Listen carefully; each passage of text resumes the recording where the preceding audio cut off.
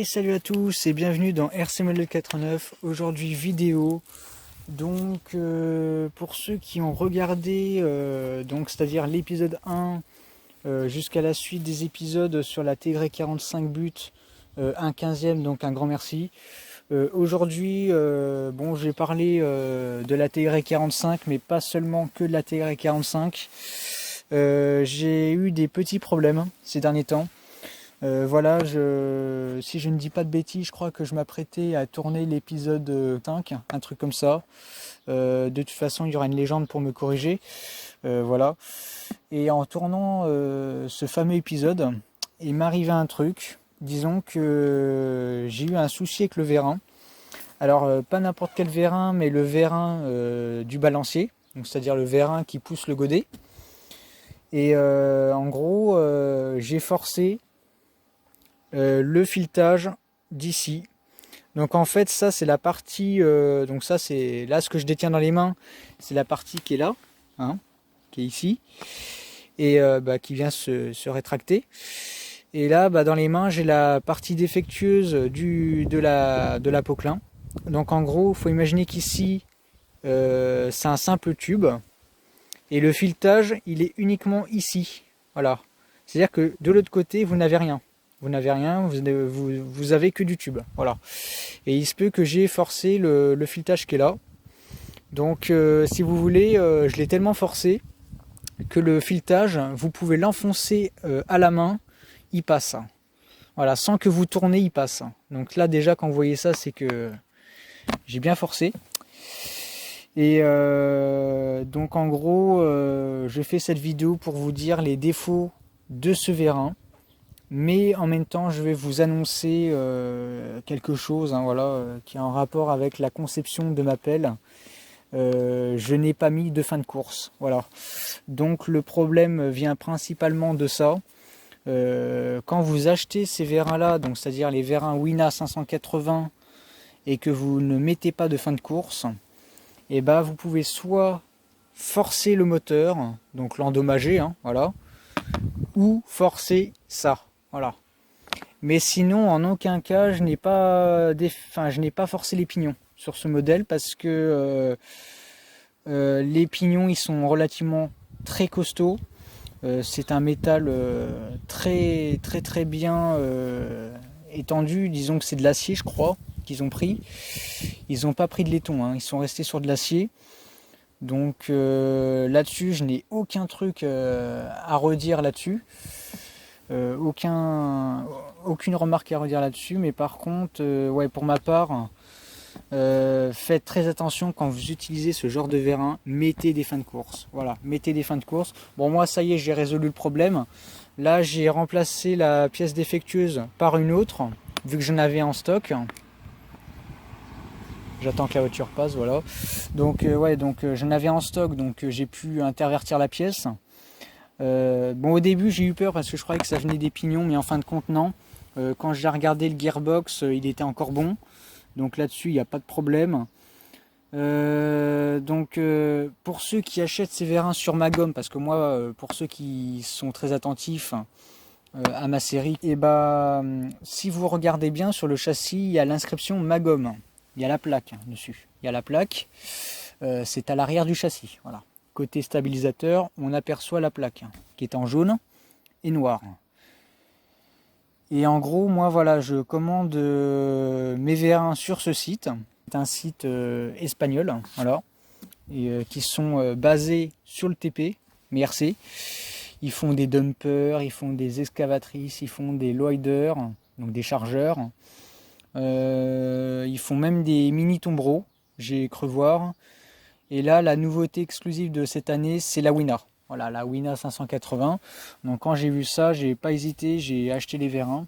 Surtout qu'ils sont en vente à 20 €. Donc voilà, donc je fais cette vidéo pour vous dire que c'est des très bons vérins, ils sont de très bonne facture.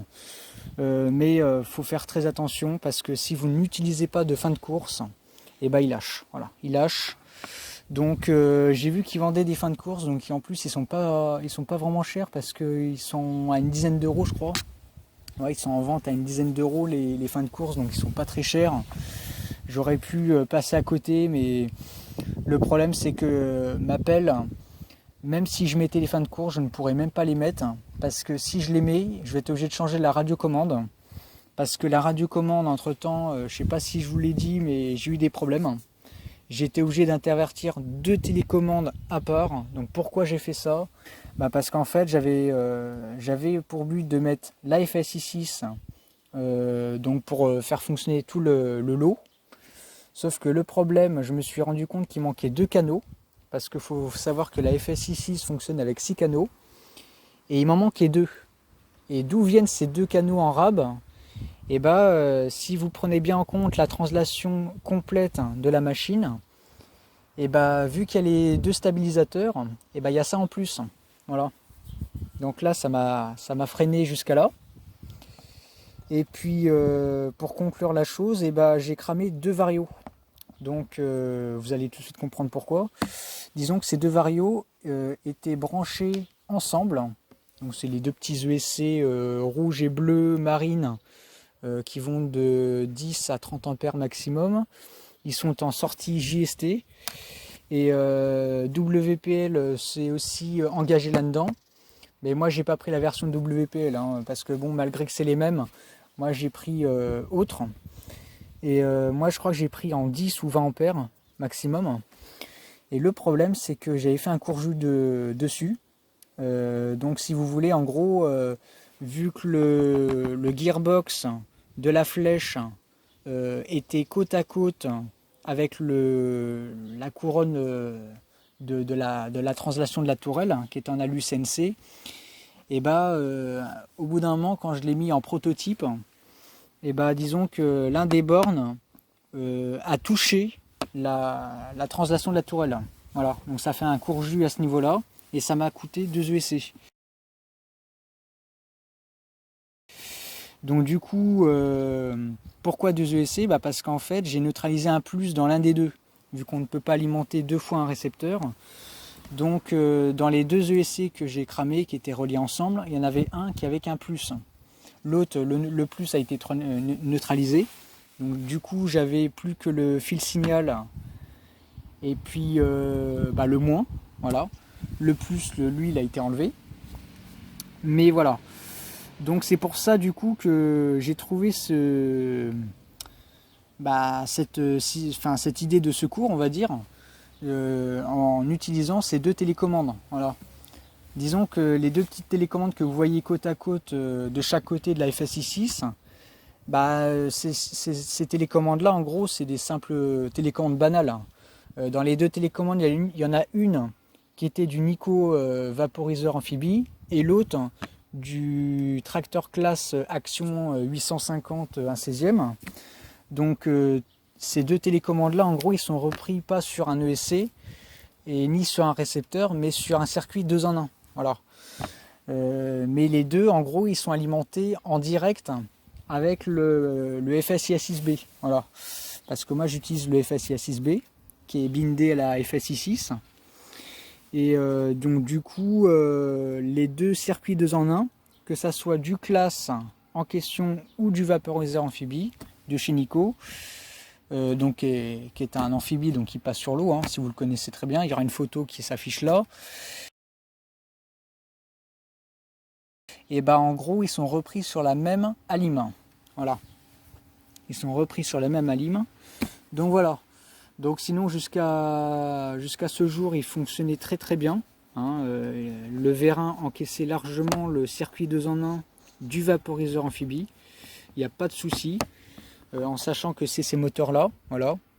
Et que sur le vaporiseur amphibie ils sont un poil plus gros, mais ça encaisse largement.